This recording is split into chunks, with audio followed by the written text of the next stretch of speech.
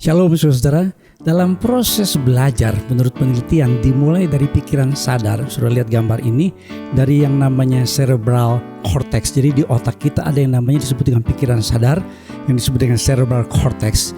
Jadi ketika orang melakukan sesuatu berulang-ulang, maka perilaku baru itu akan berpindah ke otak yang disebut dengan otak bawah sadar, yang disebut dalam bahasa Latinnya basal ganglia.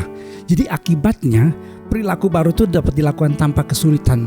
Melakukan sesuatu yang baru itu buat banyak orang penuh dengan pergumulan, penuh dengan masalah. Seperti seorang anak, kalau sudah lihat gambar ini, belajar menulis, mengikat tali sepatu, permulaannya harus dengan konsentrasi penuh, harus dengan pikiran yang betul-betul fokus. Belajar menulis seorang anak juga pasang tali sepatu karena pikiran sadarnya yang masih berperan.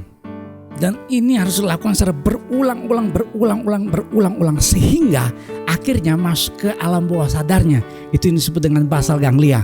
Sekarang kalau kita sudah dewasa, menulis pun juga gak perlu mikir seperti dulu waktu kita belajar pertama kali menulis. Ya, kita setelah bisa ikat tali sepatu sambil ngobrol, sambil nonton YouTube di HP, ya gak ada masalah saudara. Jadi pengulangan, memulai kebiasaan baru itu dimulai dengan yang namanya pengulangan. Ada ungkapan begini dalam bahasa Inggris ini, bahasa Inggrisnya. Repetition is the mother of learning, the father of action, which makes it the architect of accomplishment. Repetisi, pengulangan adalah induk pembelajaran, ayah, father of actions, which makes it the architect, yang membuat itu semacam kayak arsitek gambaran, ya, blueprint dari keberhasilan, accomplishment. Saudara, dalam Alkitab kita menemukan ungkapan Roma 12 ayat yang kedua. Janganlah kamu menjadi serupa dengan dunia ini, tapi berubahlah. Ketika saya mempelajari kata berubahlah, kata Yunani ada metamorfo. Saya berkali-kali pernah menjelaskan istilah metamorfo itu bahasa Latinnya metamorfosis. Metamorfosis itu perubahan dari apa? Dari telur menjadi ulet, menjadi apa? Kefonfong yang kufu-kufu. Satu perubahan yang semakin indah. Namun kata metamorfo itu, lihat nih saudara, dalam bahasa Inggrisnya diterjemahkan keep on being transformed. Jadi ternyata dalam bahasa aslinya itu satu perubahan yang terus menerus, berulang-ulang.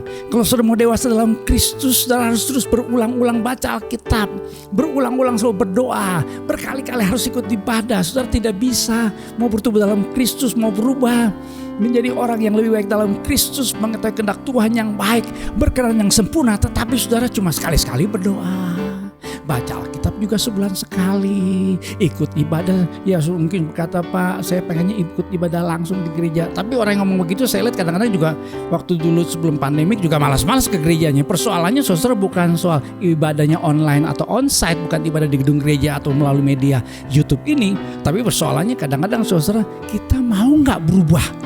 Nah, untuk berubah, kebiasaan yang baru dimulai dengan berulang-ulang. Ya, keep on being transformed. Repetition is the mother of learning.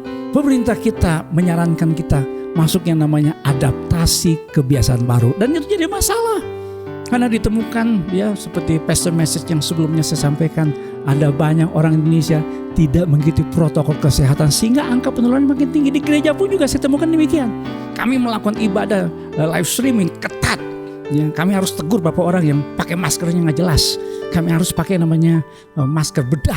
Ya, kami harus lakukan semua hal. Karena kenapa? Ini kebiasaan baru. Bayangkan saudara, kalau saudara lihat ikut ibadah live streaming kita, worship leader kita, ya singers kita, ya, musik kita, ya imam musik kita, semuanya pakai masker, itu pasti nggak enak. Ya, sesek. Ada yang bilang, Pak, pakai masker tuh sesek, kagak enak, Pak. Ya nggak, aduh begini kagak enak. Saya tahu saudara, melakukan sesuatu yang baru itu akan berat. Ya, sekarang saudara ke pasar belanja, di tempat kerja, ya kalau saudara keluar rumah langsung mandi. Saya pernah satu hari mandi 4-5 kali gara-gara harus keluar, ya beli ini gitu, keluar masuk rumah yang langsung mandi. Ya, di rumah ibadah pun juga kalau nanti kita bisa ibadah lagi bersama-sama, kita nggak tahu kapan, terus saudara berdoa, kita pun harus melakukan yang namanya adaptasi kebiasaan baru dalam beribadah. Saudara, itulah sebabnya saya selalu mengatakan buat jemaat Tuhan, ayo, memang ini berat, saya tahu banyak orang gak suka. Ya kita udah biasa ketemu cipika-cipiki, kita ketemu selalu salaman, ya ada yang foto rame-rame gini. Harus pakai masker, harus pakai masker. Kita nggak tahu ini masih dalam suasana yang kita sebut pandemik COVID-19. Saudara, bangunlah terus-menerus kebiasaan baru, maka saudara akan menjadi terbiasa dan itu akan mendatangkan kebaikan buat kita semua. Puji Tuhan. Saudara, ibadah kita masih dalam dua format. Kita ada ibadah yang disebut dengan online dari rumah saya, ya, dan dari gereja live streaming. Saudara ikuti, ya, dua-duanya ikuti, ya. Dua khotbah yang berbeda, ini sebuah kayak khotbah seri. Ya, saudara pasti akan lebih bertumbuh, lebih kuat, ya, dan pasti diberkati Tuhan. Haleluya. Hari Minggu juga kita ibadah, ada jam 9 buat anak-anak EHK, jam 3 sore orang-orang muda, ya. Ikuti seluruh ibadah, dan khusus hari Sabtu 15 Agustus kita punya ibadah yang melalui Zoom. Dan kalau pesertanya banyak, kita akan live streaming juga melalui YouTube. Karena Zoom bisa connect ke YouTube, ya. Saudara-saudara, kita ada ibadah yang disebut dengan doa bersama, Pray for the Nation. Jam 10 pagi 15 Agustus, jam 10 pagi 15 Agustus jam 10 pagi sampai selesai. Nanti saya ada sedikit renungan firman Tuhan, karena kita harus berdoa bagi bangsa ini. Ada banyak orang suka nyinyir, ya, suka bisanya nyela, wah mesti begini, Indonesia mesti begini. Ya, nanti pas dia jadi pejabat malah dia nggak bisa.